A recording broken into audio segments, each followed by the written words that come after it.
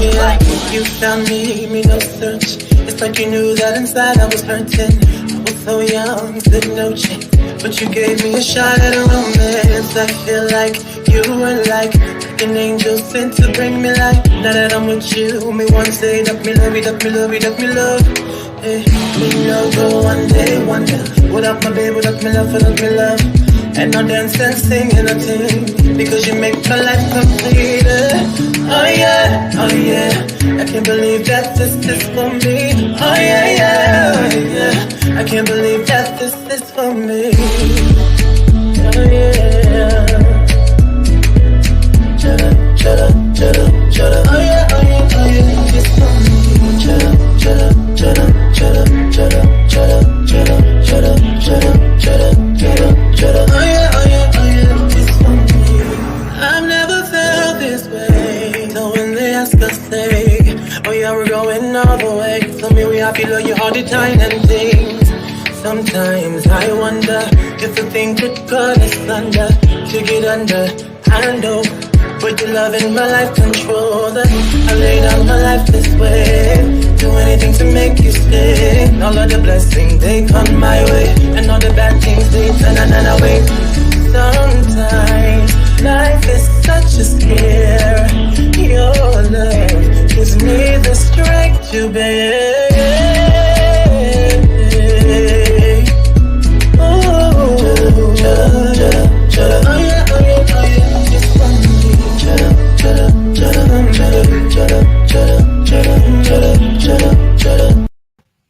Oh yeah, oh yeah, oh yeah, it's a for me.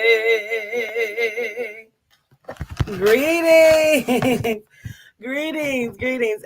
I have someone backstage. I see you, okay? I got you. I'm glad you got it working. Okay. So listen, an announcement before we get started with the interview. I'm calling this segment Finding Hope, okay? Secrets of the Military. So listen, I got a text message at like 6 o'clock this morning from one of our cousins, and I want to put a call out, Detroit, Michigan. I want you to be on the lookout. There is a maroon van, no license plates. One of our cousins was almost abducted at 5 this morning. If it wasn't for the quick action of spirit, she would have been taken. And she called me and she was shaken. And it was even later on in the day, she could not get past it. And so I want everyone to be aware. And she told me that there was a 15-year-old that had been abducted, and they still do not know where that 15-year-old is. I guess a little earlier in the week. And so I just want everybody to be aware of what the hell is going on in Detroit, Michigan. Okay. And again, that is a maroon van, and with no license plates. I can't remember if she said that the windows were darkened or not, but please be aware of that. Now, this story, Finding Hope. Listen to me. I had a session today, and I won't go too deep into it because this is her story to tell. And in the midst of the session, she had some questions, and I'm like, shit, as I'm bringing forth the information, I'm like, no, this is something we got to talk about. So I want Miss Hope Ransom to come up and be able to tell her story. Please welcome Hope Ransom. Hello, everybody. Greetings. How are you? You look beautiful. Thank you. Greetings, y'all. Greetings. Thank you. So let me get some questions out the way first. Okay. First, how are you? I'm doing well. Thank you. And secondly, where would you like to start with the interview? I'm going to follow your lead. And we just go. And I just want you to know that I'm not shy. Okay. I am very upfront. I don't hide anything. Okay. Okay. It's important to me for people to know what's going on and how it's going on and how it happened to me. Okay. So let's start from the very beginning at the VFW. Okay. So you went there and tell me what was going on with it. So I live in a community where it's mostly military. I'm in the Fort Hood community, so it's the largest post, I believe, in the world. So I went to the VFW, just to kind of chill out for a minute. I had a drink. I got a drink. By the time this drink was over, I got another drink, but I was too drunk to drink it. Now, I drink this same drink all the time for years. So when I was too drunk to drink this second drink, I had started to stumble, and I knew it was something wrong. So I took the drink back to the waitress, the bar. Took it back there, asked them to take it back. A few minutes passed without getting into the smaller details who I talked to and all that. It then came a time, a few minutes later. I can't tell you exactly on time because time kind of goes. You don't get a real good grasp of time when something's happening to you. You don't know what's going on when you've been drugged. Period. So I couldn't drink the second drink. All of a sudden, later, I couldn't.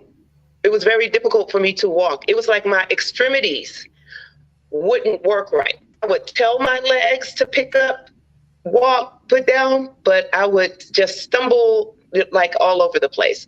I eventually ended up having to call someone. I was able to get someone on the phone, and they came and picked me up. Okay. So then once that happened and you realized that something was going on, at what point did you realize you had been drugged? I really didn't know. At that time, your brain doesn't work right. I just knew there was something wrong, and I went into a survival kind of mode. I was really, really scared. I looked at the people, I could see people walking around, but I knew in my mind, I couldn't trust anyone. I was there by myself. So I really didn't know. I was able to call a gentleman that I knew. Now, the first gentleman that I was able to contact actually lived in Atlanta.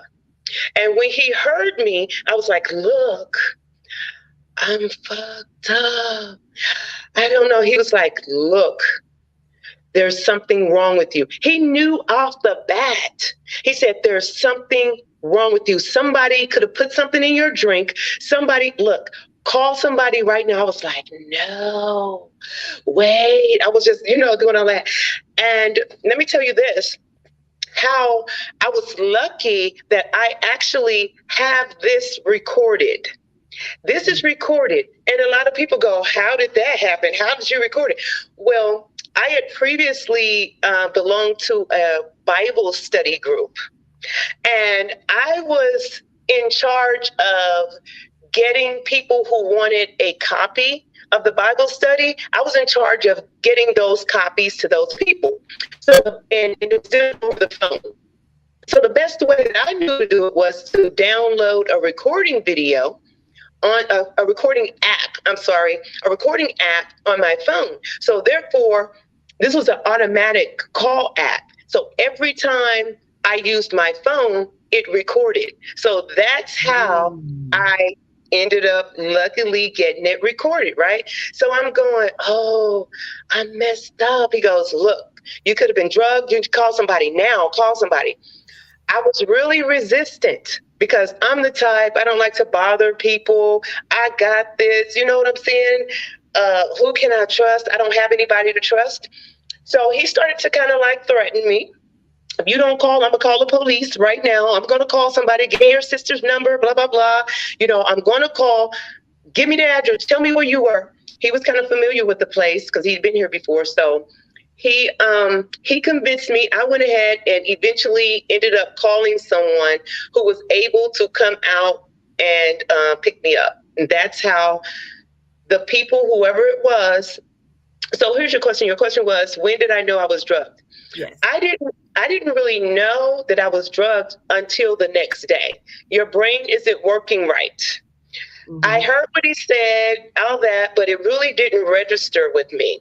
After I got home and after I woke up and I played things in my mind, I knew I was drugged. I later on ended up getting drug test and actually testing my urine. Let me tell you what happened. I ended up posting on Facebook the next morning. Look, somebody drugged me last night, but they didn't get me. This is what's going on. I'm feeling dizzy right now. I'm drinking lots of water. I'm trying to, walk this thing out and flush my body out. A lady saw my post that I'd never met before.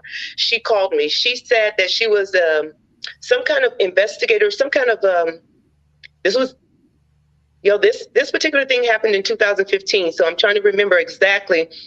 She said that whatever her job title was, she said she was going to teach me how to take my urine and secure it in a way so that if I needed to go to court, it could be used as court evidence. Yes. So she taught me, she gave me instructions on how to catch my urine, how to bring the temperature down really quick, freeze it, tape it, sign it, and make it to where I would be able to use it in court if I needed it. That's what happened. Meanwhile, I searched the internet for drug test. This is a long story, so I'm gonna try to keep it as, giving you the main details, because I did go to the doctor. I've had a couple of these things happen a couple times down here. So this particular time, let me back up. This particular time, I ordered tests off of the internet, and I was later able to test my urine, and it came back positive for a drug substance. Yeah. Okay. So then you were familiar with the area, the bar that you were in, because that was for veterans, meaning yes, there was military people there. Yes. Okay. They frequent mostly military people. Yeah. Yes. And civilians go there as well, but this is civilians do go there. Veterans. Yes, lots of civilians go there. That is true. Yeah. Okay. So now at this point, what made you decide to get the law enforcement involved? Was it because you realized you were drugged?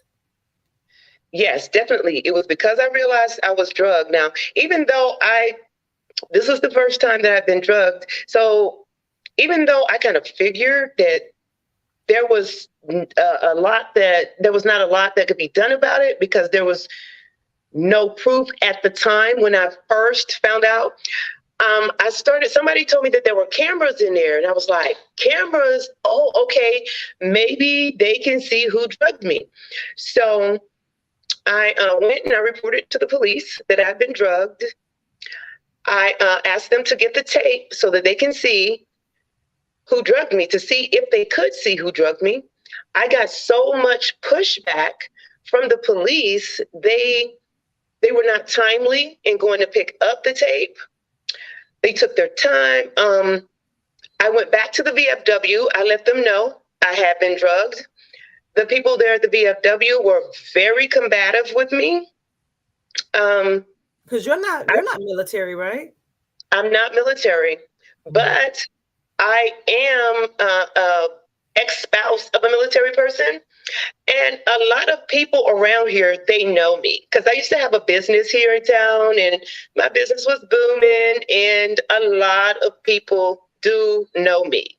A lot of those people there are ones that were trying to be suitors, and they've been coming after me for years, but with no luck, all of a sudden I end up drugged in there, and I get, retaliated against. Yeah.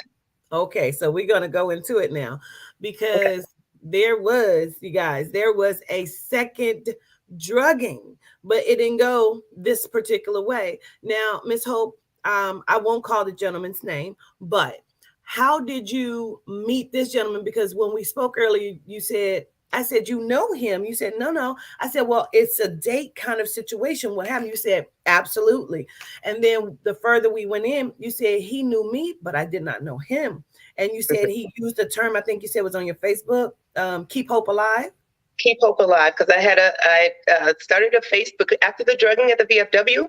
I was trying to get awareness out about it, so I started a Facebook page, Keep Hope Alive in Killeen, Texas, and I had been pretty active on it. So when he made this statement, something kind of jerked my mind, but I was like, well, people, my name is Hope, and people say keep hope alive, you know what I'm saying? And I was like, maybe he doesn't know me, but okay. So how did you meet him? So I actually met this guy. It was almost a year later. I met him in a different club. Now, understand this, even though Fort Hood in Killeen, Texas is, even though Fort Hood is a big post, the biggest in the world, it's still small that pretty much everybody who runs in the same circles kind of know everybody. That's just how it is. You know what I'm saying? So, and like I said, I had a business here and I had several businesses here, so a lot of people know me. So there's only a few clubs around here, and you kind of frequent the same club. So I was in another particular club. We were celebrating someone's birthday at the time. And we were at one club. We were leaving that club to go to another club when this guy approached me, and we were talking and blah, blah, blah. I think we danced together a time or two, and then I left, or we left, me and the lady that I was with left. And I told him, hey, we're going up the street to this other club. You're welcome to come down there if you want, because we're partying, you know what I'm saying? So that's what he ended up doing. We ended up exchanging numbers, but I wouldn't give him a lot of time. So he ended up just kind of leaving and moving along. He called me later on, and that's how we got acquainted. I believe that was on a Wednesday. By that Friday, now he tried to come on to me a couple times when he talked, but I pretty much let him know, I'm letting you know I'm 5 years celibate. So if that's what you're looking for, that's not going to happen. But we could be cool. We could kick it. We could be cool or whatever. So I let him know I wasn't interested in him like that. So by the time, so that was like Wednesday. I'm trying not to get the days mixed up, y'all. Don't keep me. I haven't gone over this story in a while, because the drugging at the VFW was 2015. When this guy drugged me, that was 2016. This is now 2022. So I haven't been over this in a while. So I'm trying to keep these. You were very damaged by this, and they'll see why you were damaged by this. So, like, there's no judgments here, Ms. Hope. Okay. So okay. We totally, we understand, so, because I love that you're putting some of these things in here. You're letting them know, because all of this shit, it has a whole foundation later on why you're even saying these things. Exactly. So you meet him, and had you ever been to his house before? No, I had never been to his house before. So we're in Killeen, Texas.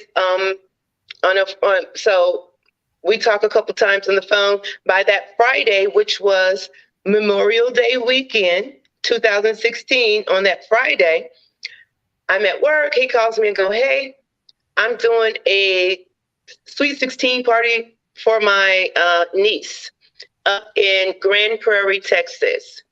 I'm flying my mom down. My sister's going to be here. The family's going to be here.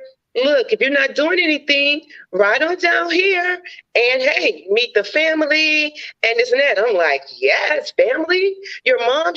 My mom has never met some of the grandchildren. This is going to be her first time meeting them. I'm all in. I'm for it. I'll be there. I'm coming this evening. I came down. On my way there, I text him, hey, I'm hungry. You got something to eat? He texts back, whatever. So he fixes me something to eat. When I get there, I come in and he's got a plate, like it's shrimp and like the cocktail shrimp with several different sauces.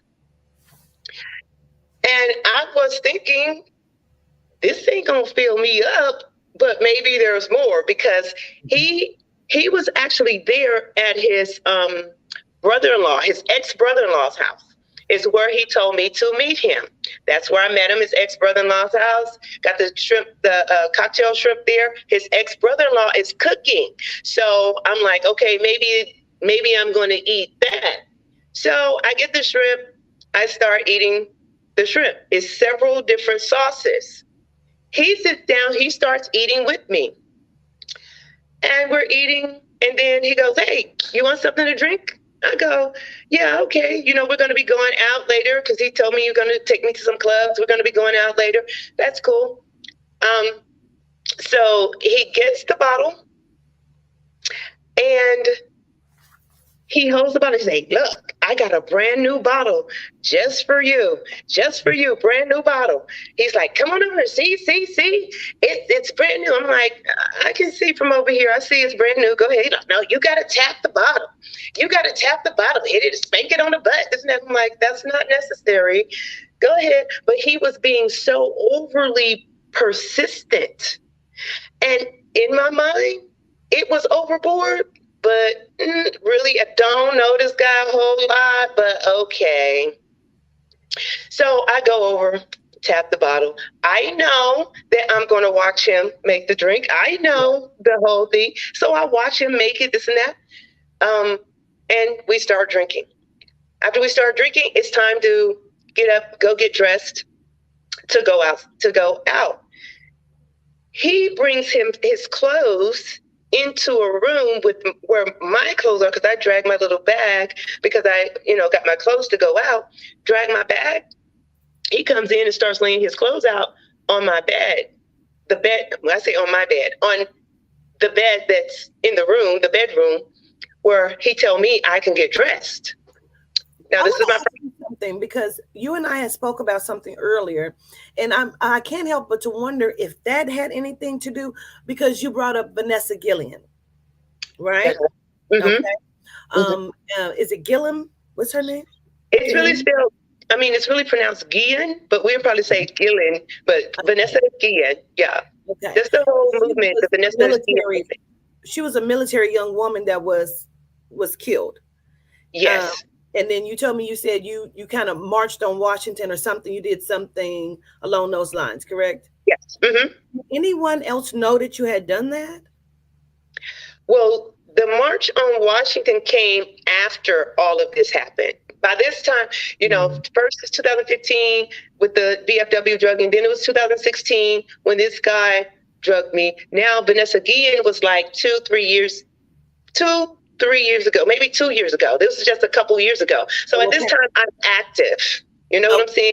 I'm active, and I had been trying to warn them, look, you got predators out here, and we as women, we don't have protection. You're not protecting us, and, so that's how. I'm sorry. So, yes, go ahead. So he's putting the clothes in where your clothes is, like he's going to get dressed in a room with you. Exactly. So I tell him, when I see him laying his clothes out, I go, I'm still in my right mind enough to know. I say, hey, you do know that we don't know each other, right? He goes, yeah, like, what's the problem? I'm like, look, I'll go into the bathroom, which was directly across the hall from the bedroom. I'll go into the bathroom. You go ahead. You can have this bedroom. You go ahead and get dressed. He's like, no. I'm like, no, I'm good. So I went into the bathroom and got dressed while he stayed in the bedroom and got dressed. And we went from there and we continued our way onto the club. So after you leave the club, at what point did you start feeling like you were drugged? So I did not start in my awareness. I didn't know that I was drugged. I still didn't know I was drugged in my awareness. Looking back at this time, I knew that there were some things that I did that were not normal. One thing is, when you go in the club, you need your ID. So I took my ID out of my wallet and I gave it to him and asked him to keep my ID for me, hold my ID, so that I didn't have to take a purse in.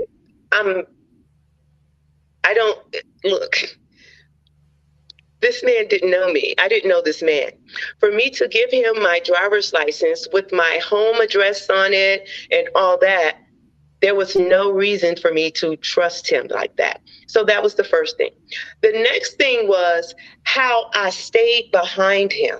I always walked, it was like I was on a leash. Mm. He walked in front of me and I automatically knew to stay behind him. That's not me. I'm very outgoing.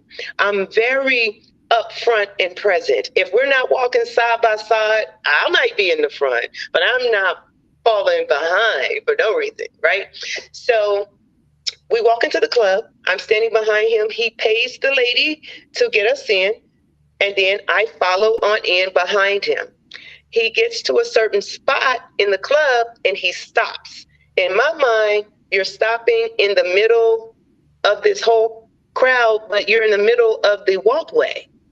Why are we stopping here? But I couldn't say it. I could only think it. I could only stand there until he what to do. Uh-oh. Okay, wait a minute. You're back. There you go. Okay, you got it? You out and then brought you right back in. Oh my gosh. Okay.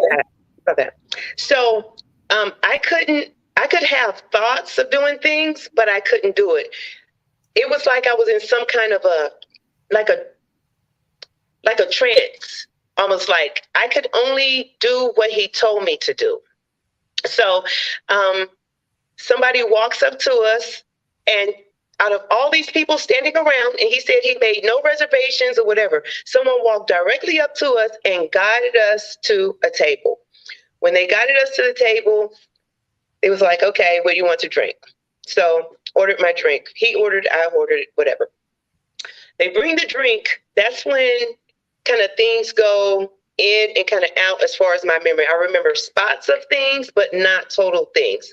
I remember at one time, because I love to dance, right? So I remember sitting there, and then my song came on. My song came on, and with such reflexes, I jumped straight up out of my chair and went toward the dance floor. Well, when I jumped, he jumped immediately after me. In hindsight, it was like, oh my gosh, she's about to go.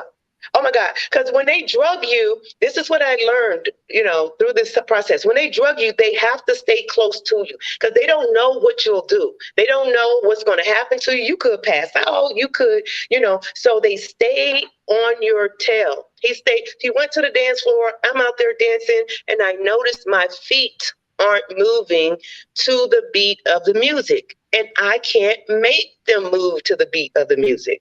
I'm trying. I'm a very good dancer, y'all. I love to dance. My feet wouldn't move still. It didn't strike me that I had been drugged. After the song went up, I'm like, yeah, no, this ain't gonna work. Went back to the chair, to the table, sat down.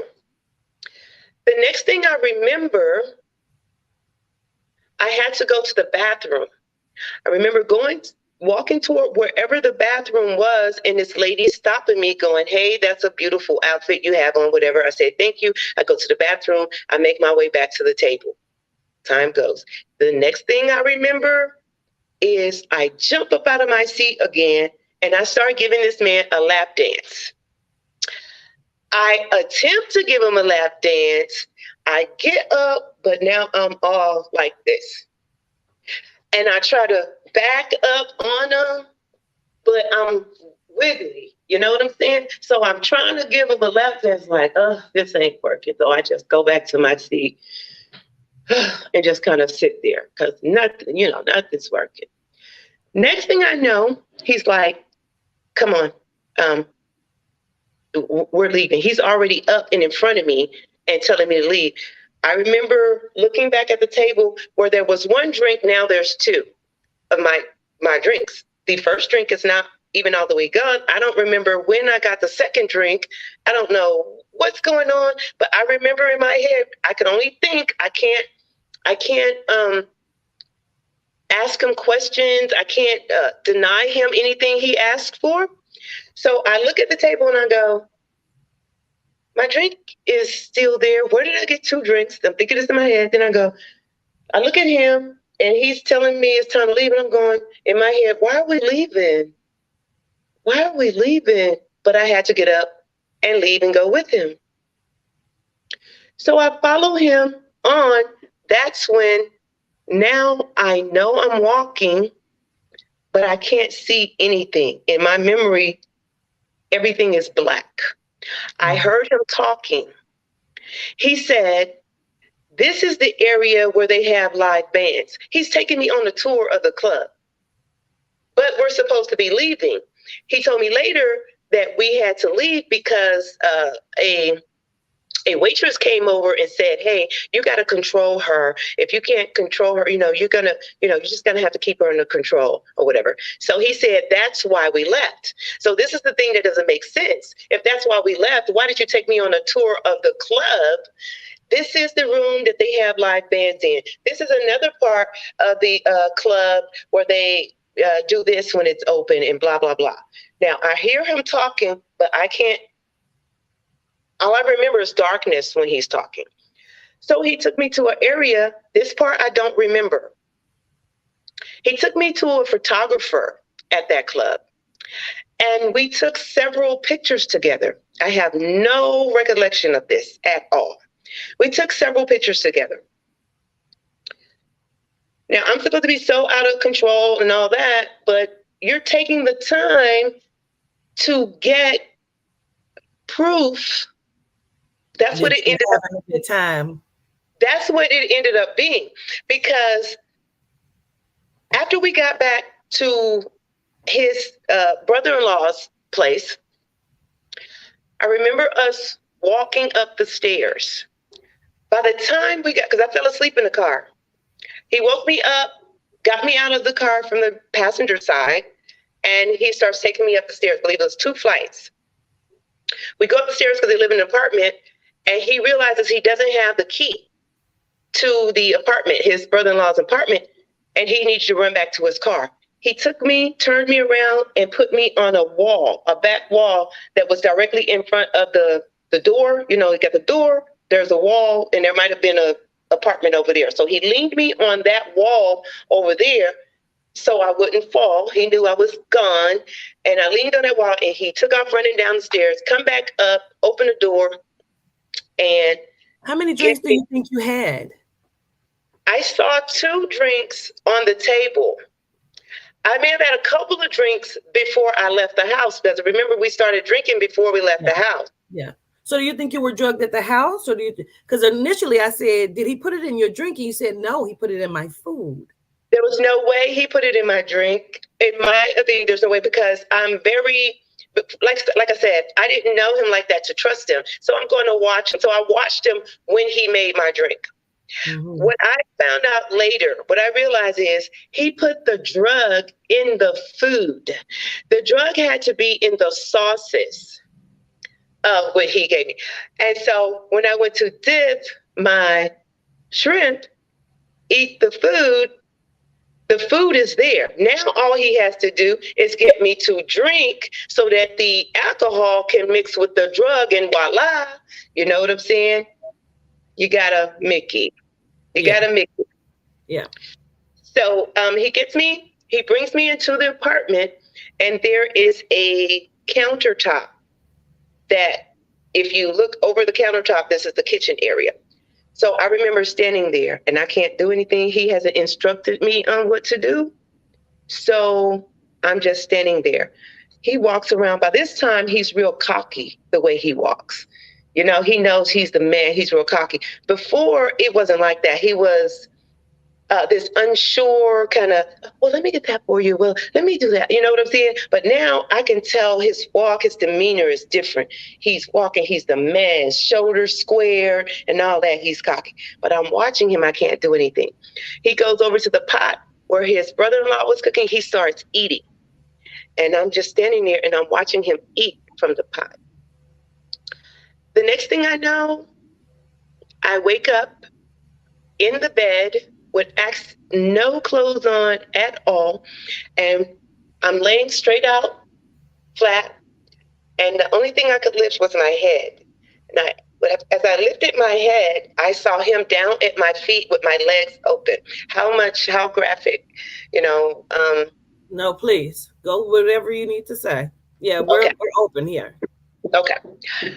I raised my head and he's down at my feet. I see him.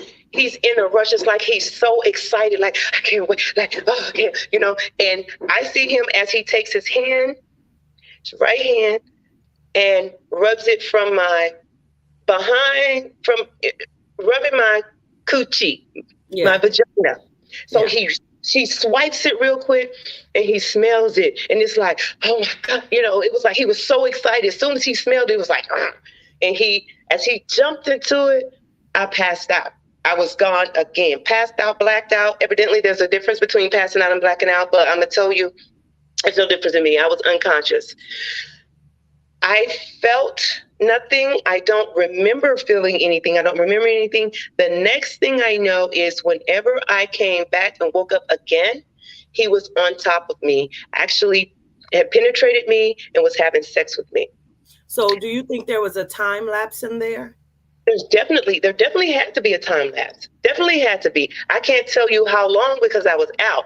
But for the mere fact that when I raised my head and he was just going down, white smell and jumped on me. But then when I woke back up, I don't know. Honestly, I can't tell you if there were other people, if he invited some other people in there. His roommate, or not his roommate, his brother-in-law, ex-brother-in-law. Somebody else could have been, I don't know. I just know when I woke up, he was on top of me and he was into it. So when I wake up, I'm a grown woman. I know this person's on top of me and we're doing it. We're having sex. I'm like, oh my goodness, I'm having sex. Okay. You know, it's like, so now I'm going along with it. I'm going along with it. I'm not thinking anything is wrong. I'm not resisting at all. I'm not having any thoughts. It was just kind of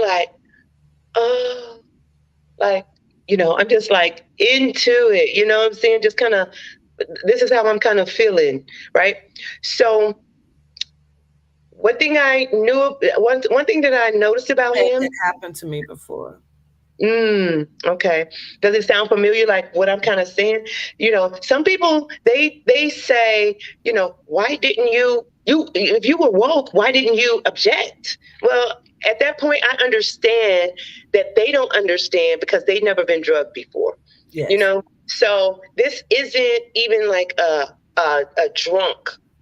Some people can still drink. I can drink and I still know, no, you ain't touching me. No, that ain't happening. I had been 5 years celibate. I was saving it up for somebody. You know what I'm saying? This show ain't going to be no stranger. You know, that's what I was thinking anyway. So we're going on. So look, at some point during that night, it's like I would pass out, wake up, pass out, wake up. But every time I would wake up, he was on top of me. We were actually having sex. One thing I noticed about him is he could not have an orgasm unless he placed himself over me to feel like he was like an authority over me, like he was reigning over me. So he could only have it, no matter how hard he tried, he would be, you know, going in and really try. I could tell, you know how women, we know you're trying to have an orgasm, but he could not have it, only in one position, and he had to be up over me. He had to get up over me on like this and look at me like I control you. You know what I'm saying? He had to feel powerful over me. That's when he could have an orgasm. So look, let me tell you, one of these times because this is kind of like the natural me. Ain't nobody gonna outdo me. I can do, you know what I'm saying? I can do this. That's how I am naturally, right? So, one time we're having sex, we're going, and something tells me, show him, like get him, or whatever it was. I started performing oral sex on him.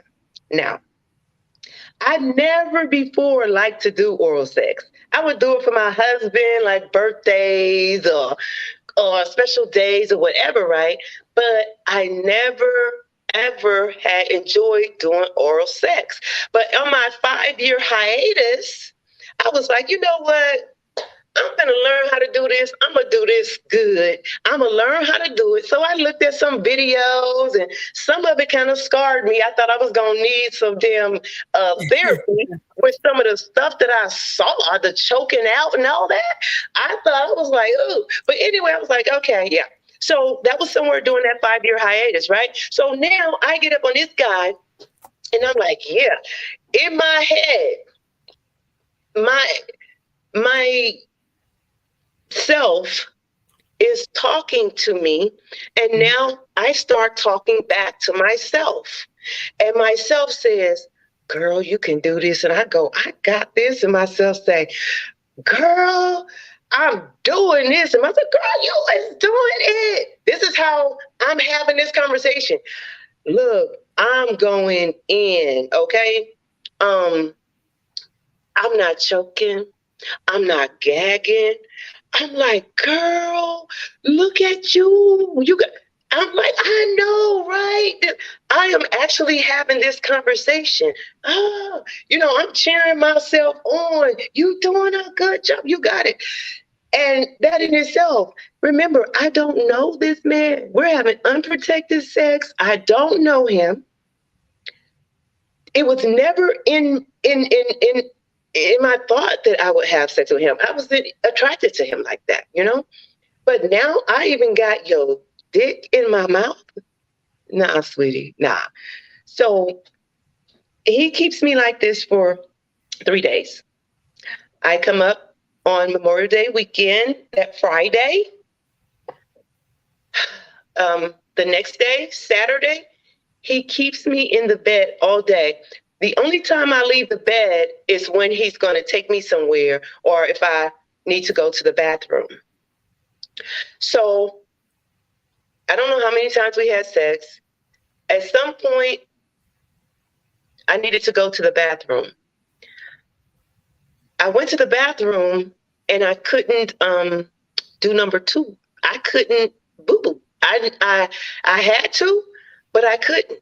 I come back to him and I go, oh my gosh, I can't do number 2. I'm stopped up. I'm, and that's nothing that you tell somebody you just met, you know what I'm saying? But I'm so open with him.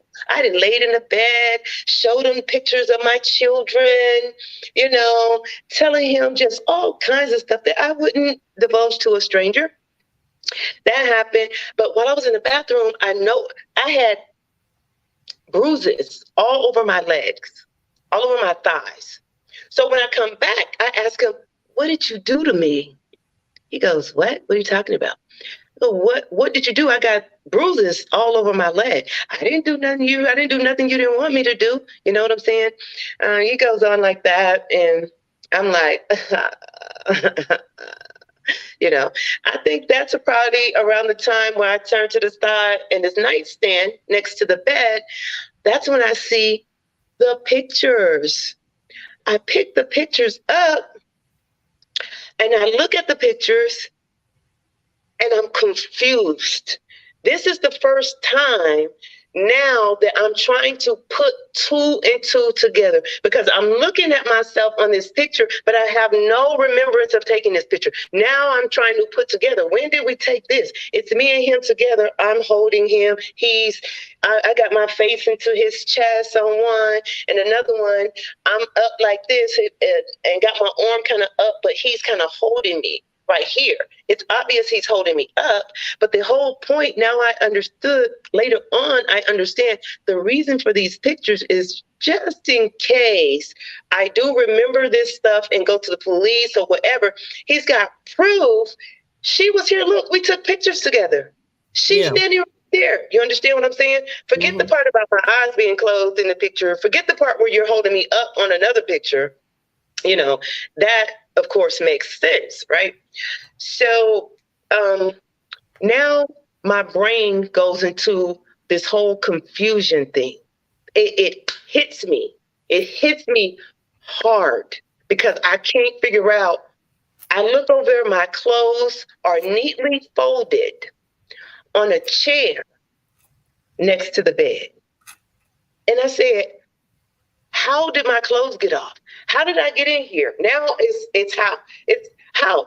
And I'm so confused. My brain is almost like it overloaded. And the next thing I was like, I haven't had sex in all this time. What happened? How did I get here? And then I could remember we've had sex a couple times. How did this happen? And I remember just sitting there. This guy looked at me and he looked at me and he was nervous. He sat on the end of the bed. He was like, everything was okay last night. And I could see him sitting there like, what am I going to do? What? And I'm sitting and he was like, what's she going to do? And he sat there. And I just put the picture down. My brain went into like an overload. Put the pictures back. And I said, I guess this is the way it was meant to happen. And then I just blacked back out, just kind of went back to sleep. I don't know. I asked you earlier, I said, what's the blue pills? Right. And I know you had to know. I mean, how else would you know? At some point, I believe that was on the Sunday. This stuff that I'm telling you about before, I believe happened on Saturday. On the Sunday, it could have been that Saturday because this is what happened. I had a headache. My head was hurting really bad. And I said, I got a headache. Do you have anything for headaches? I don't know if I asked him, but he ended up bringing me 2 blue pills. I don't normally take medication. So when he brought me 2 pills, without me even asking him, what is this? What is it? I took one of the pills, put the other pill over to the side, whatever, put it in my mouth and took that pill. So you definitely knew about the blue pills. So yeah, he gave me something. But this is what, he kept me in the room and he brought everything to the bed. Anything, if I was hungry, what I noticed was that Saturday, the next day after I got there on Friday, that Saturday, I told him I was hungry after I don't know how many times. And so he's like, okay. He went and he got he got some food from what the guy was cooking, the meat. But what he brought with it was scrambled eggs. I was like, that's weird in my head. Scrambled eggs and this meat. So he set it there and then he sat down and he started to eat off of the plate. I was thinking, that's weird. Who brings somebody food and then eats off of their plate? When I ate the food, it tasted so bland. It tasted like nothing. This is a side effect of the drug. Tasted like absolutely nothing. I ate what I could and that went on. When he got food for me the next day or whatever, everything was brought to me. I couldn't go and get it. I only got out of the bed on my own to go to the bathroom. Now, on Saturday evening, he got me out of the bed. He's like, come on, get up. Let's go check on your car. Because I had to park my car in a certain area for visitors. I was like, check on my car? He's like, yeah, get up, put some clothes on. Let's go check on your car. I was like, okay. He's like, you want something to drink? And then I'm like, nah, I don't want anything to drink. So we're walking. And I tell him, I said, you know what? You think you slick. You're trying to see if my legs still work, aren't you? And it's funny that I knew that. I don't know if I was joking with him at the time or if I was attempting to make a joke or something, because in my mind, it was like, this is going to sound a little weird, but it was like, I was like, you didn't have my legs up in the air all day, all night, and you just trying to see if my legs work. Where the reality of it is, he probably was trying to see if my legs work because of the drugs that he had given me. Because what his plan was is he took me back out to a different club that night. And the whole thing is to create an alibi so that if I said anything, well, you went out with this man on this night, you went out with him on this night. If you were drugged, how were you drugged and you're in the club? How are you drugged and you're going here with him and going there with him? I understand people not understanding that if they've never been drugged before. And then not knowing everything that he drugged me with. I eventually found out at least one of the things that he drugged me with. But like I said, when he took me to the second club on the second night, what I understand, what I remember is I just didn't feel myself. I was tired. I didn't dance. I just wanted to sit down. I really didn't want nothing to drink. I may have had something, I can't remember right now. I may have had a beer or something, I don't know, but I just didn't feel like it. But understand this, when you've been drugged, it takes a certain amount of time. It's called a half-life. It takes time for that drug to be metabolized out of your system. It could be, depending on the drug, it could be 12 hours or it could be 3 to 7 days. It depends on what they drug you with. Well, every time you drink while it's still in your system, the alcohol is going to activate that drug times 5, times 10, or whatever. So each time that I took a drink, who knows how many times he was drugging me. Like the next morning when he fixed me scrambled eggs with a full meal that was already prepared, the drugs could have been in the scrambled eggs at that point. You understand? Mm-hmm. So the person who is drugging you, only they know when they did it, how they did it, how many times, or how much they gave you. Because you don't really remember as much as you think you remember. Okay. I can only say what I remember. You're right. Right. So did you get yourself dressed to go to the club the Saturday?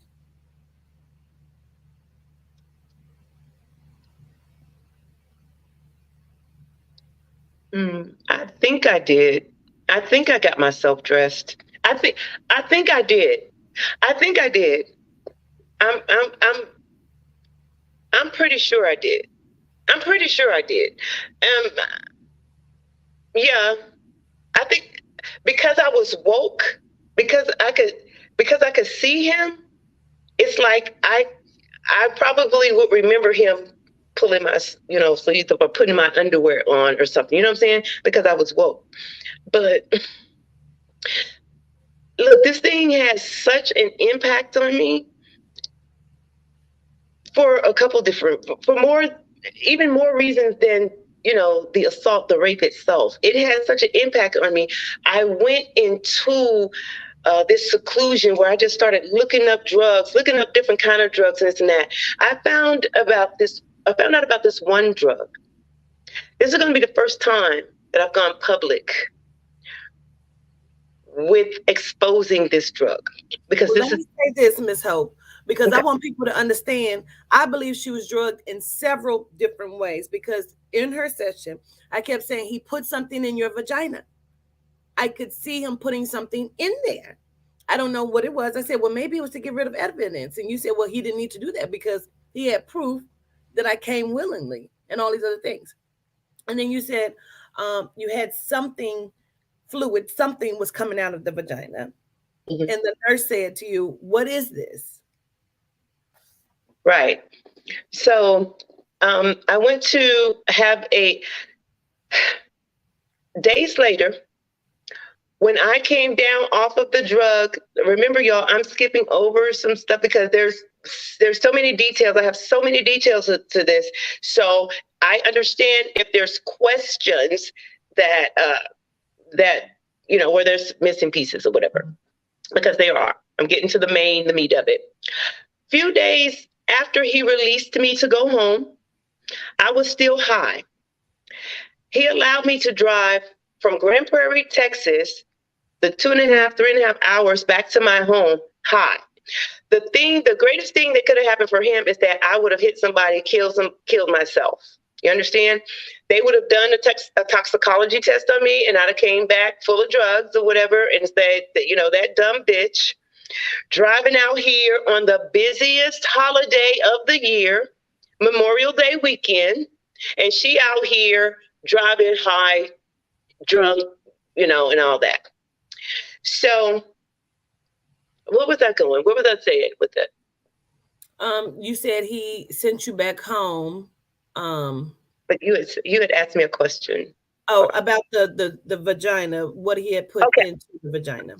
So days later, after I got back home, it was days later still that I had to come to the realization of the understanding that I acted. Because remember, look, back at the room at the apartment, remember I dozed off to sleep. I went back to sleep. Well, when I woke back up, it was the same thing over again. But I didn't put the questioning how I got here back with the we're having sex again. You understand? Mm-hmm. Did he insert something then? I don't know. Did he put something in my mouth when I passed back out again? I don't know. I just know that when I woke up, I went to sleep confused or passed out confused. But when I woke up, the confusion wasn't there, but I still didn't put the confusion with the here we go again type thing. Mm-hmm. You understand? I do. So anyways, though, now we go through the rest of this time, and I drive back home, and I call him on the phone when I get home. Remember, I got the voice recorder on. I don't know that it's on. It automatically comes on when I start talking. I'm on there, and actually, it was this recording that when I listened to it later, I understood why I stayed there the 3 days and didn't leave. Because before I was beating myself up because I couldn't understand, why did you stay there 3 days? When you understood you were drugged, why didn't you leave then? I beat myself up. Because it didn't make sense to me. So when I listened to this audio tape days later, and I heard myself going, yeah, I realized I done took this trip all the way back on that night, and I'm still high. I heard it in my voice. So that cleared up for me. This man drugged you the whole time. That's why you didn't leave. That's why you couldn't leave. That's why you went along with everything he said. And he just, you followed him around like a puppy. So that's how I found out. And he was on there saying, yeah, you did good. You did good. You handled it. You handled it well. You took the chocolate matrix pill. He told me. That's what he told me. He told me I took the chocolate matrix pill. Now, I don't remember having this conversation. I don't remember anything about this conversation.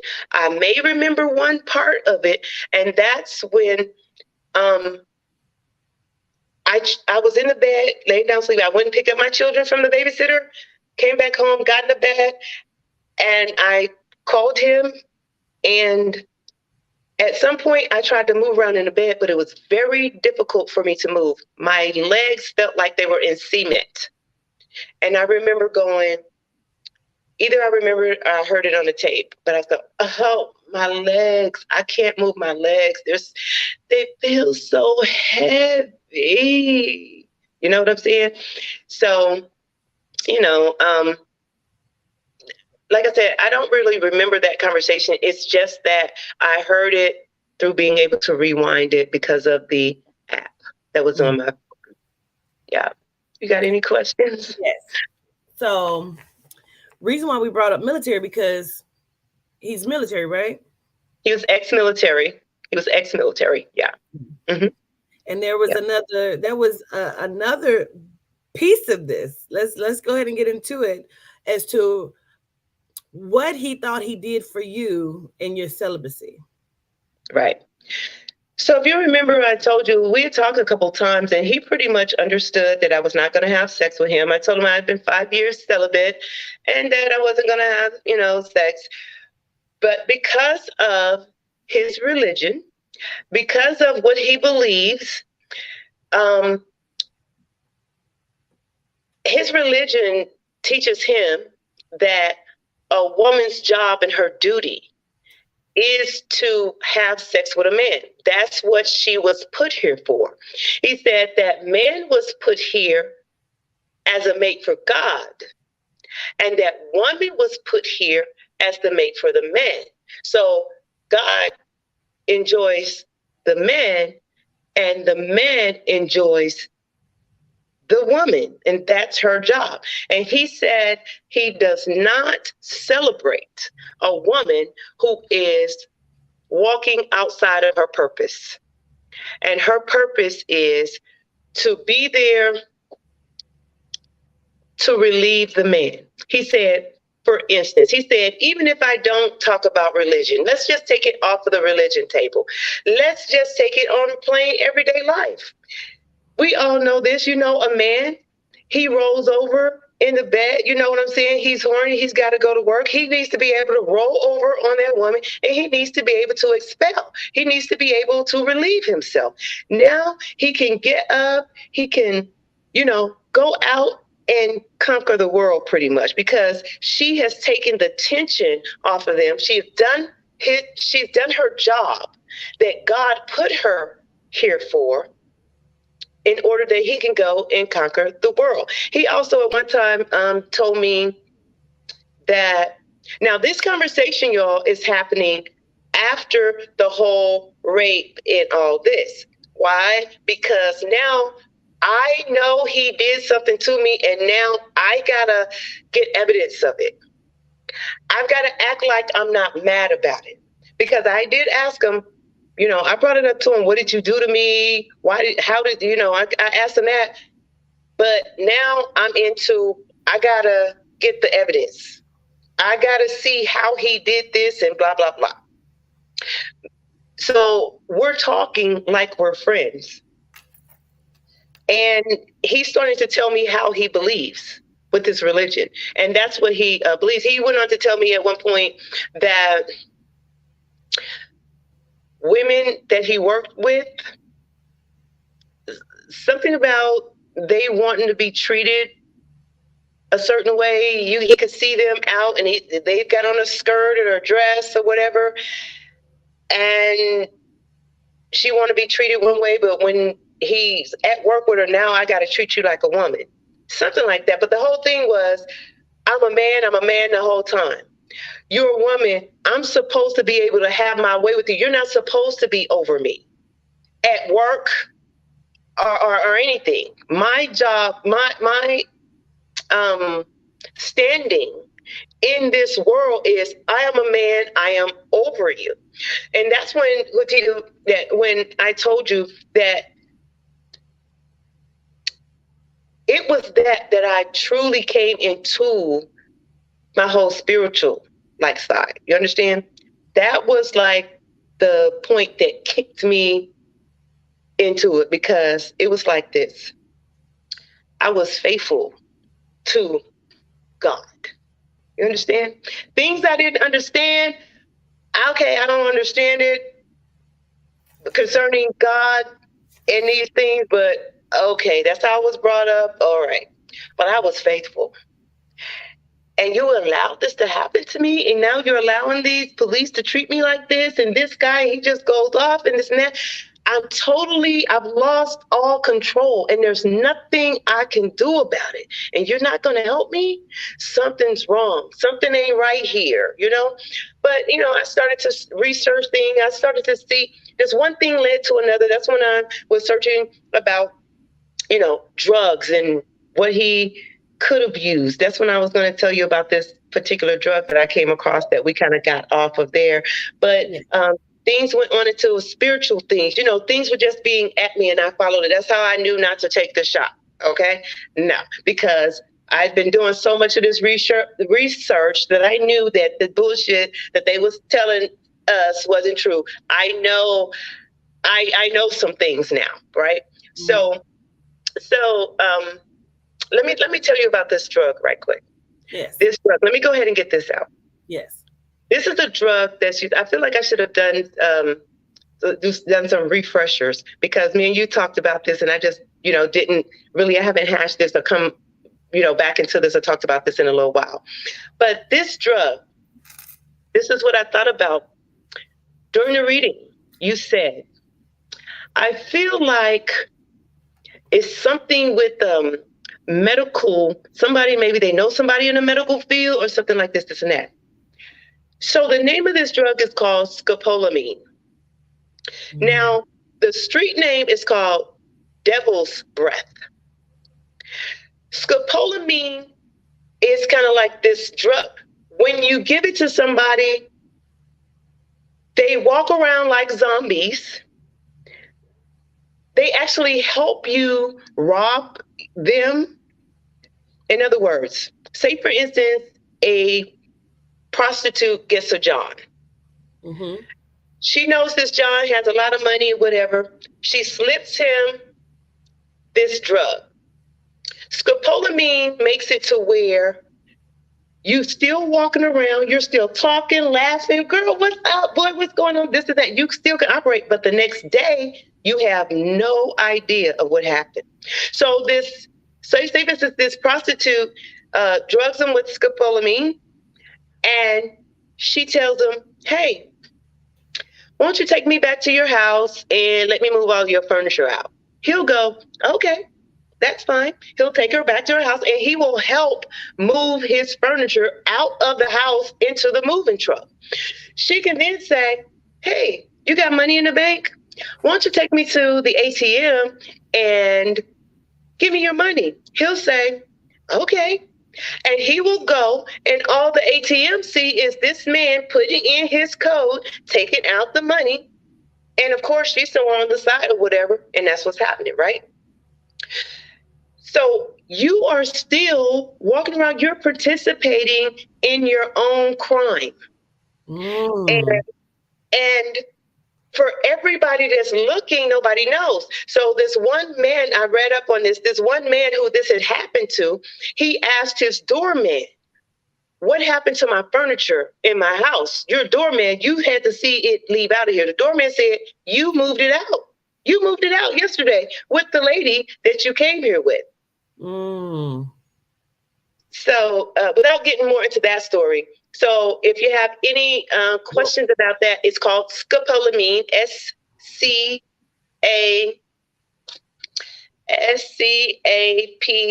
A lot of people are saying that they know exactly which drug. They say it comes in a blue pill, and it also comes in a powder that can be blown in your face. It can be blown in your face. I did not know it came in a blue pill. Because remember, you asked me about a blue pill. Yeah. I had no idea. Now, this scopolamine is made from a flower that's over in kind of like Honduras and things like that. It's not native to this area. But remember, military people travel all over the world. And plus, these days, you can get anything from the internet, right? But back then, it was I don't know, girl. Anyway.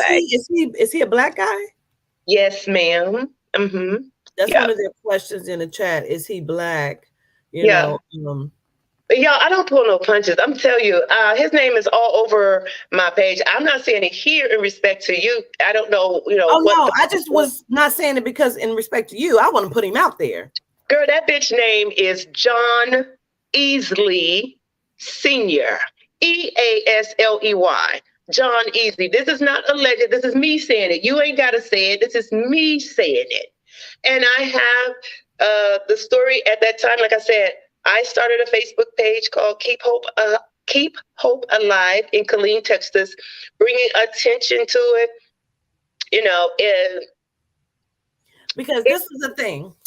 Mhm. I said to you, oh, they made you pay for reporting the first drugging.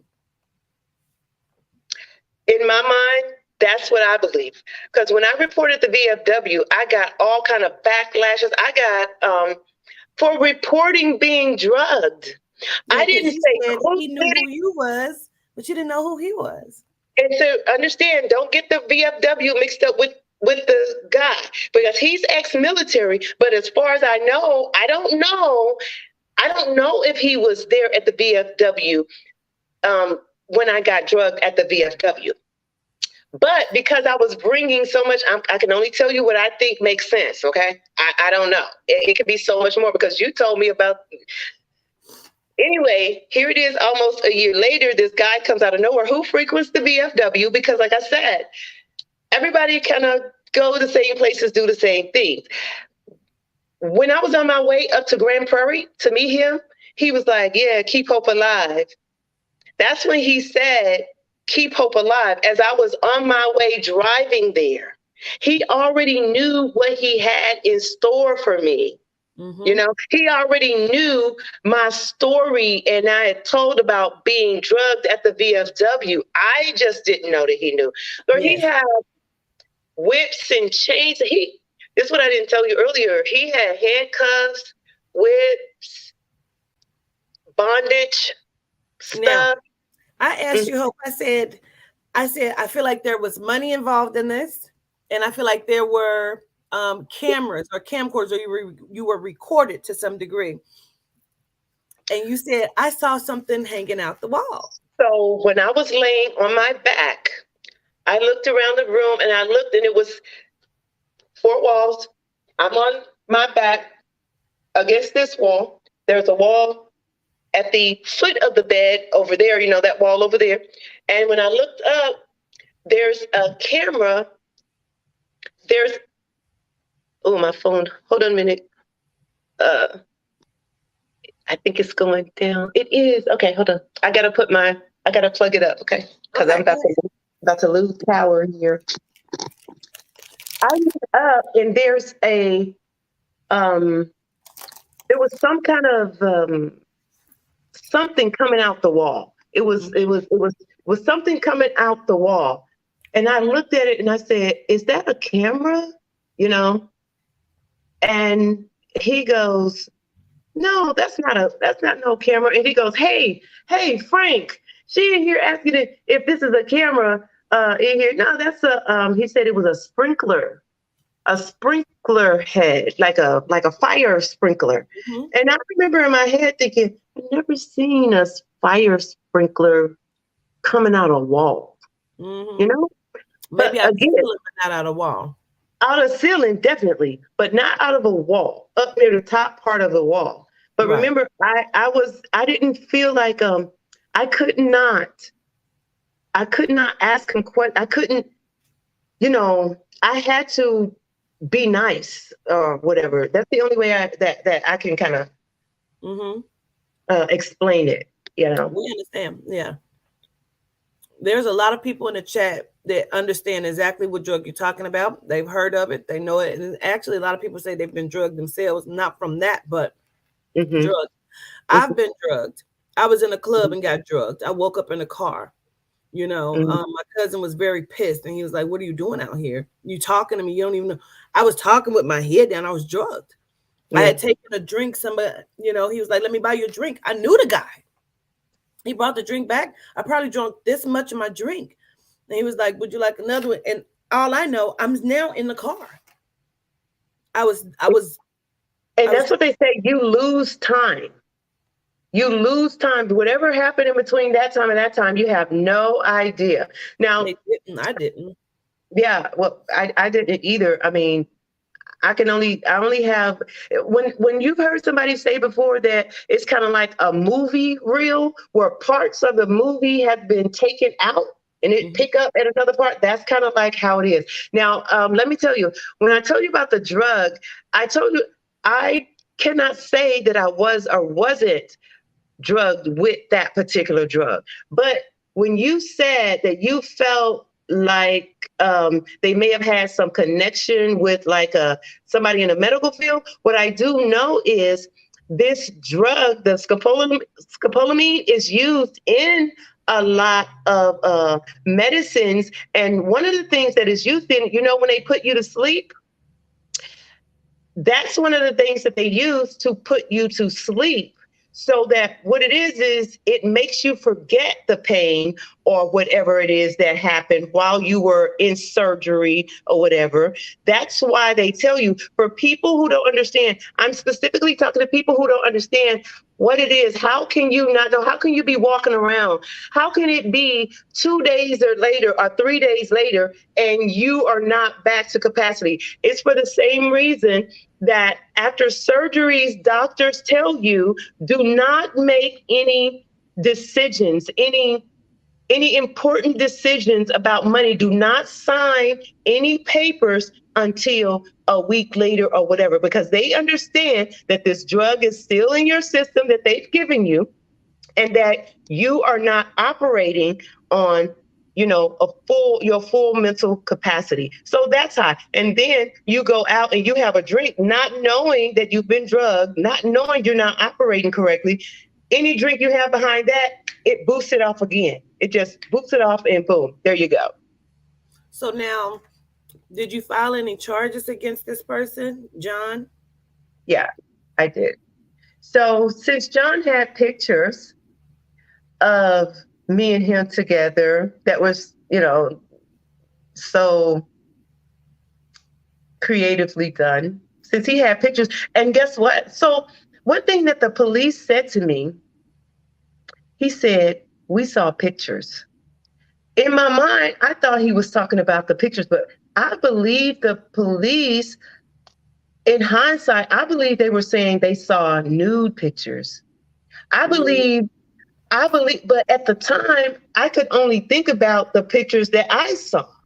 Yeah. So I believe that, when they called him in to question him about the rape, I believe he was like, look at this. I got pictures. Look at her. She's woke. She's woke right here in these nude pictures. Ratio. You know what I'm saying? Mm-hmm. So they slick with it. They slick with it. Okay. And that's okay. Because now, like you said, you did a lot trying to fight this, like press charges against this person. Yeah. Let me tell you, I was consumed by it. Mm-hmm. I was consumed because with me, the thing that's important to me is that I am in control of myself. Mm-hmm. It's very important to me. You understand?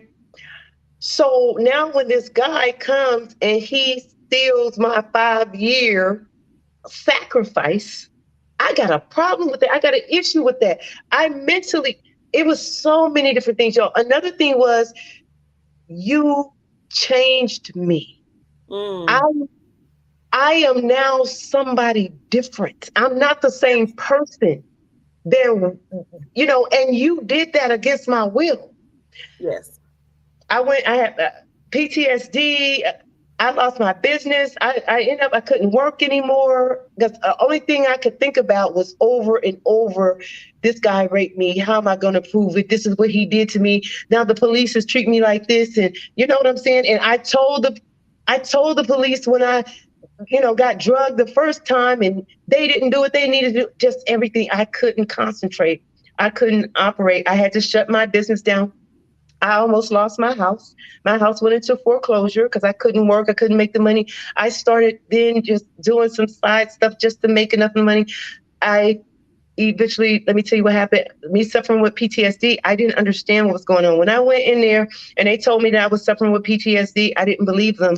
I didn't believe the doctors when they told me, because I was like, I'm strong. I'm good. I've been through hard things before and I got through it. I've been through this. This ain't going to get me down. But the reality of it was that it did. I started forgetting things. I started forgetting things and I didn't know how bad it was until I came into, I knew I was forgetting things. I started doing things like tying things on my finger.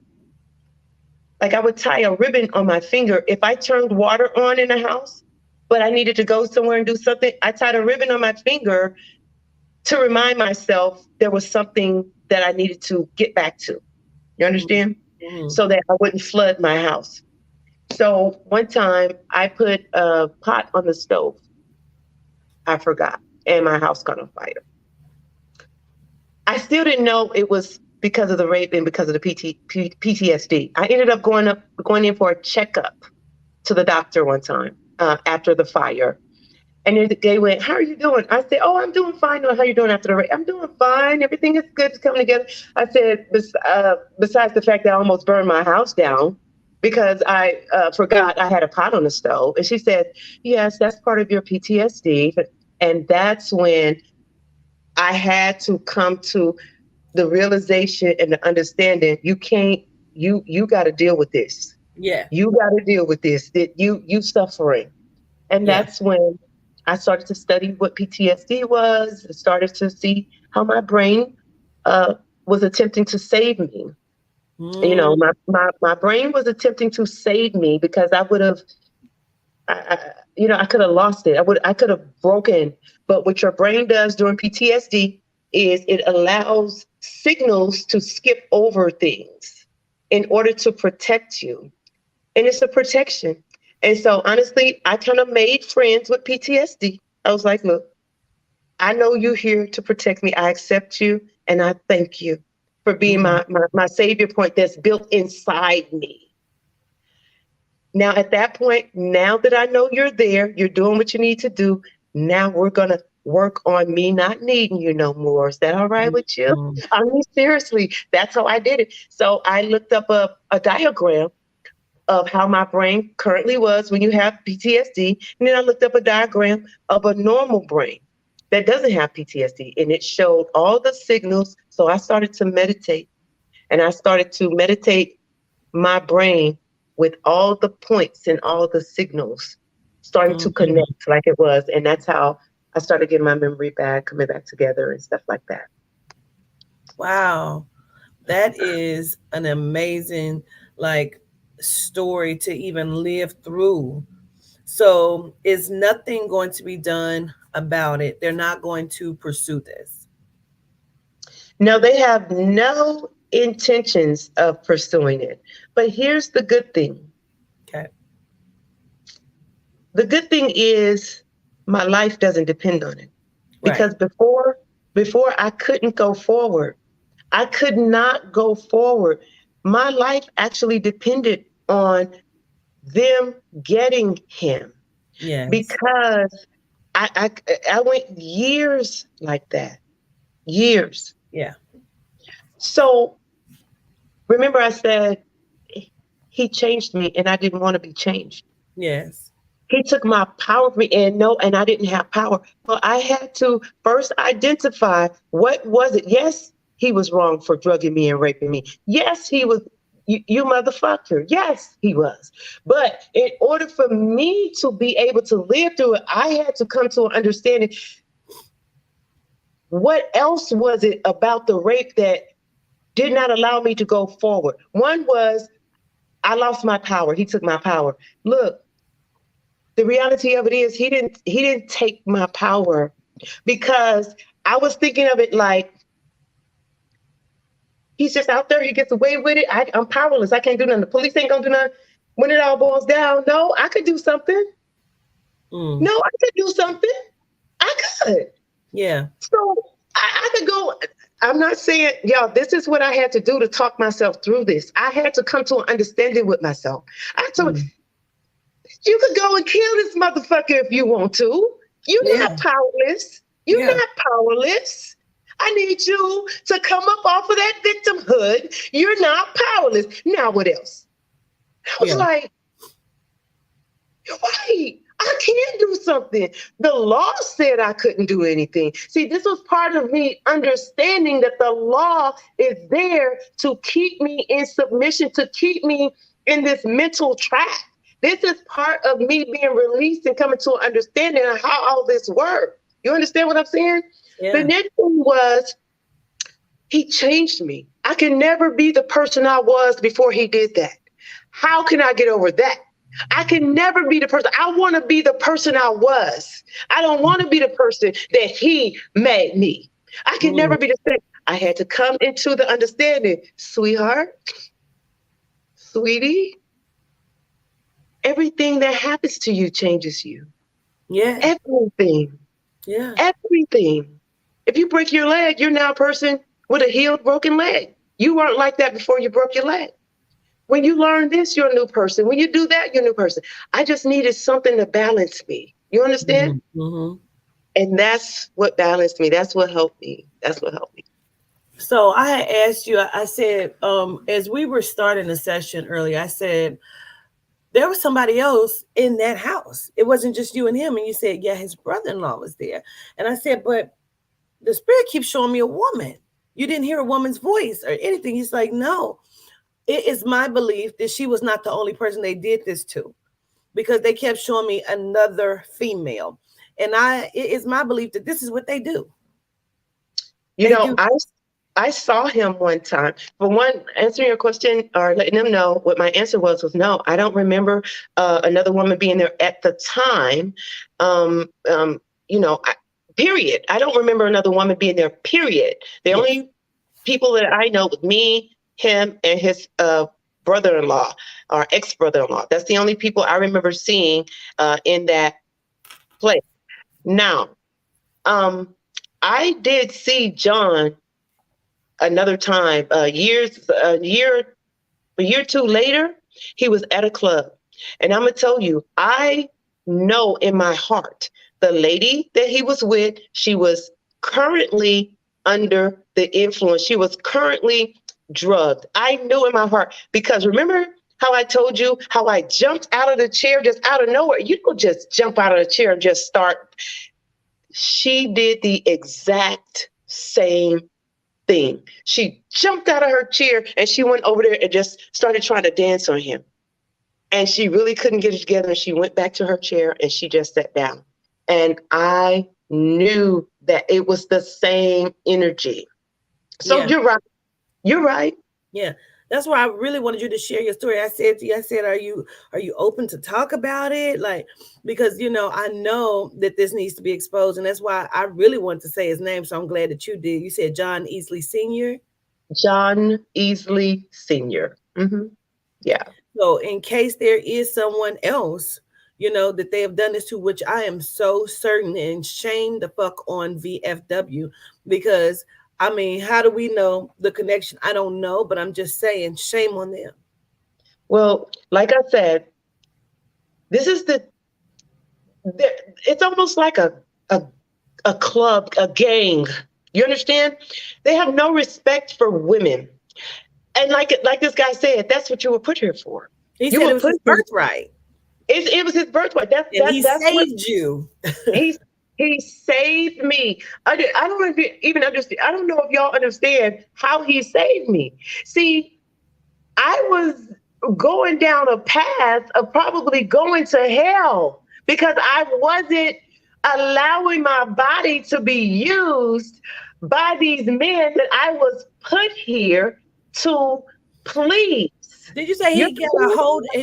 Does he have a position in the church? Is that what you said? I can't remember.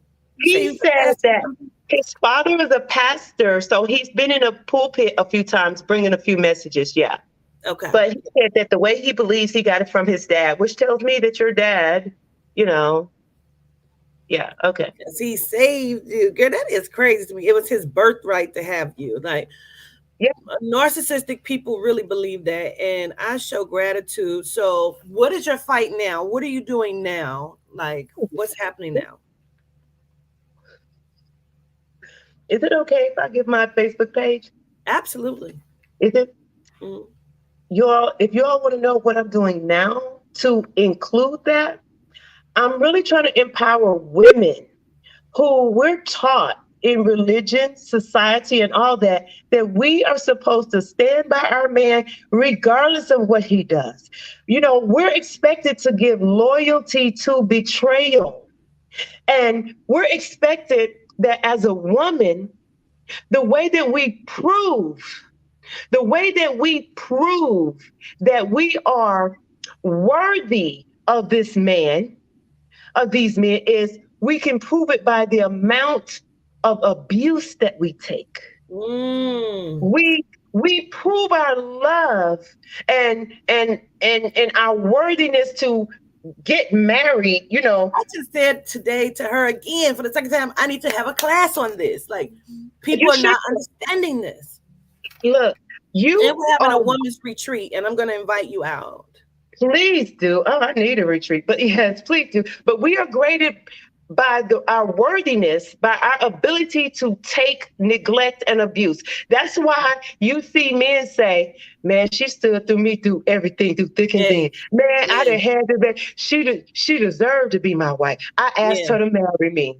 I asked her to marry me because if she don't love me, what he's saying is, I have done everything possible, To this, abuse, neglect to this woman, and she stayed with me anyway. That's not self-love. So the name of my page is Bra Strapped, Bra, BRA Strapped, boldly raising awareness while being yeah, strapped with knowledge, wisdom, Quatita, strapped with what you better bring. Bra strapped. Facebook, yeah, YouTube, y'all, I'm not playing with them. I'm yeah. not playing with them, but it's important that we do it from Can a we do spirit or energy. it together on date, rape, drugs, and what you have learned with that? You said, say that again. Can you and I put together a class where you bring forth in what we both know on date rapes and date rape drugs? Because a lot of people don't know that they're date raped or raped at all. Do you know? But let me tell you why I believe a lot of people don't know. Some people don't know because they, for whatever reason, but some people don't know because maybe if they're promiscuous themselves, and they might think, oh, I had a little too much to drink. No, there's certain things that give you signs. There's certain things you need to, you know what I'm saying? There's certain things. Quatita, that would be so wonderful because I have a wealth of information. Even with when it comes to, I keep at home drug tests now. Mm.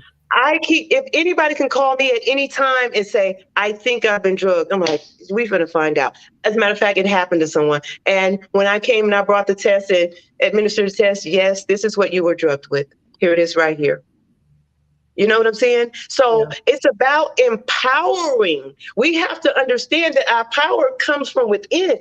We can no longer depend on somebody else to value us enough to take care and to keep us safe. We have to teach each other that we are worthy, and we have to, you know, we it's a lot of things we could do, Quatita, and it starts with us teaching each other and us being aware. Absolutely.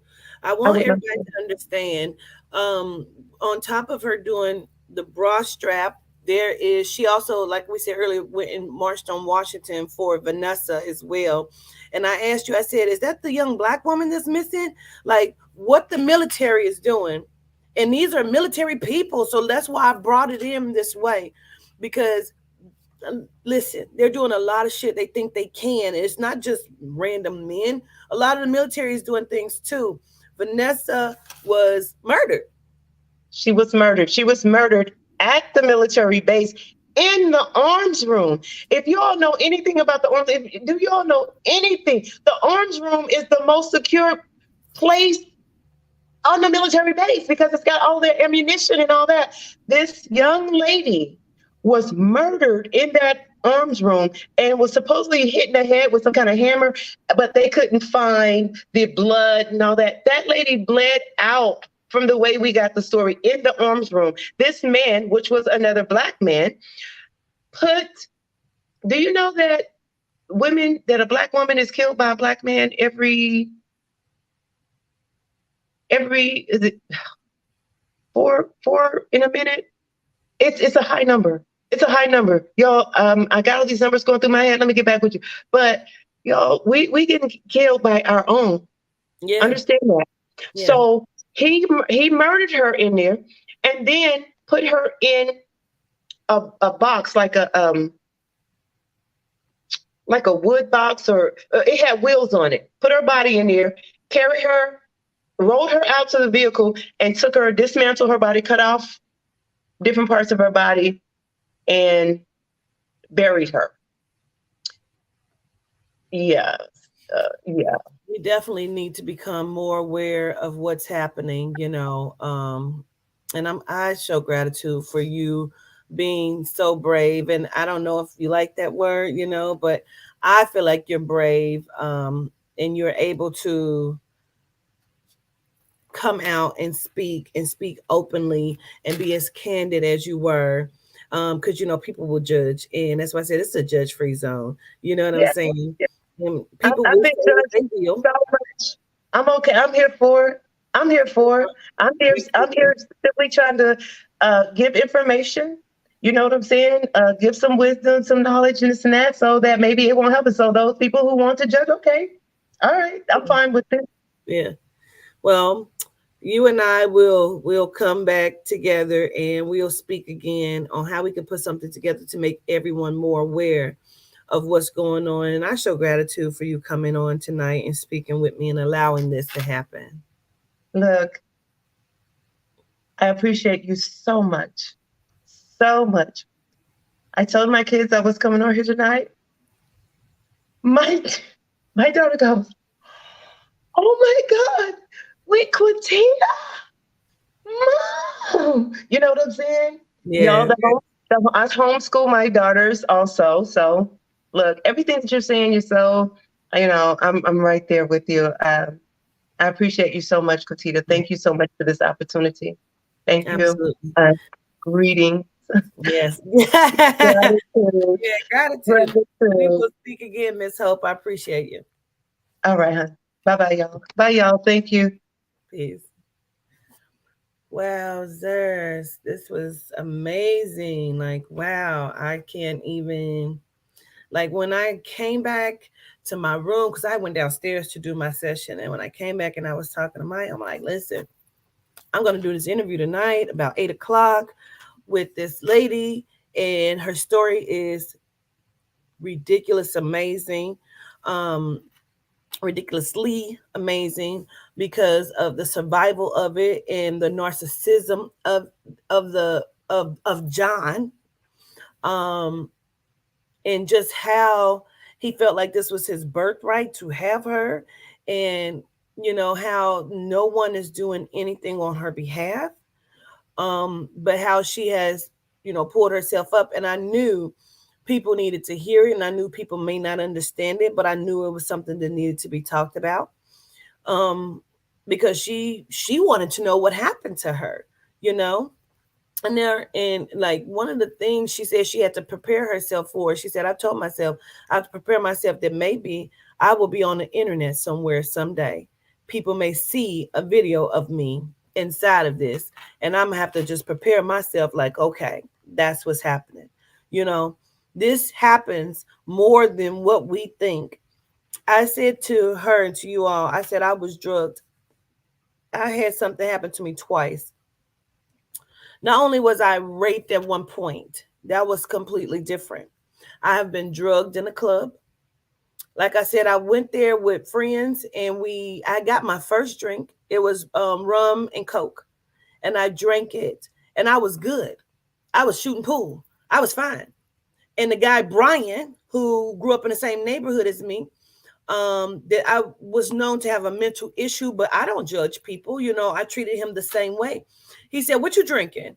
I said, "Rum and coke." He said, "I'm gonna go get your drink." I said, "Cool." I'm still shooting pool. I never noticed it. I take a few sips out the drink. Next thing I know, my cousin is saying, "Hey, what are you doing out here?" And I'm like this, like talking to him. And I look up, I say, "Who is that?" And I look up. He said, "What are you doing out here? We've been looking for you." I was drugged. I remember wanting to go to the car. I remember waking up in the car, my cousin speaking to me. I don't know how long I was out there. I don't know if anybody else had been out there with me. I do not know if anything happened to me. All I know is I was drugged. everything started spinning. And I knew I wanted to go to the car. And I woke up in the car. I don't remember going to the car, anything. The second time I had somebody had gave me Xanax and I didn't know what it was. And true enough, at that time, I was in a different place in my life, and we had been up all night doing coke. And there was no more coke, and I didn't know I was going to go to bed because I had to go to work. I was 19 years old. I woke up getting fucked. I didn't know what was happening. I didn't know the drugs that had been given to me. I thought I was dreaming that somebody was eating my pussy. I thought it was a dream until he said, "Hey, turn over." I said, "What?" I looked up. I saw the one dude sleep on the couch. He was sitting up, sleep like this. And I turned over because I didn't know. I felt like I could not go against it. I woke up getting fucked. My 12-year-old cousin had been in the hallway and she saw everything. And I didn't know what happened. But in my mind, in all of the stories that I have been given over the years, that I never found fault when I was raped or beat or taken advantage of. Me and that person, we ended up having a sexual relationship for months after that. Because for me, it was just like, well, I guess that's the way shit go. When I was raped and assaulted in my house, I said, oh, well, maybe that's just the way things go. Because my grandma said, it was my neighbor that said, no, Quatita, that's not, he should not be doing this. I said, well, I don't know. My grandma said this is normal. I was lost, broken, and confused on this fucking journey. And I understand. And I see. And the shit is not all right. And we have made a lot of shit okay as Melanite women. Because we were told that it was fucking okay. Bro. It was okay that this man came to my house. He raped me the second night of coming to my house and refused to leave my house. I made it okay that he said that he loved me that night. I love you. Shut the fuck up. You're my wife. I said, what? I don't even know you. We were in a very toxic and abusive relationship for 10 months where he almost killed me. But I made it okay because that's what I grew up seeing. I grew up seeing my mom be beat. And it was okay. That's what happens because my mom was beat. My aunts were beat. My step aunts were beat. There wasn't no such thing as no. And then coming to Cincinnati, hearing my grandmother's story. Okay, so right, this is normal. Okay, so I need to shut the fuck up then. That's why I stand up the way I stand up, because I have been molested, raped, beat, and abused, and I refuse to allow any fucking one to run over me. That's not going to happen. So when you see Quatita clicking out, because Quatita had to learn to fucking defend herself, because nobody else did. Nobody is ever going to, never. I will never go for it. Never. Because I took so much. Because I thought I was supposed to. I was trained to go. I started fucking at 12 because I was trained to go.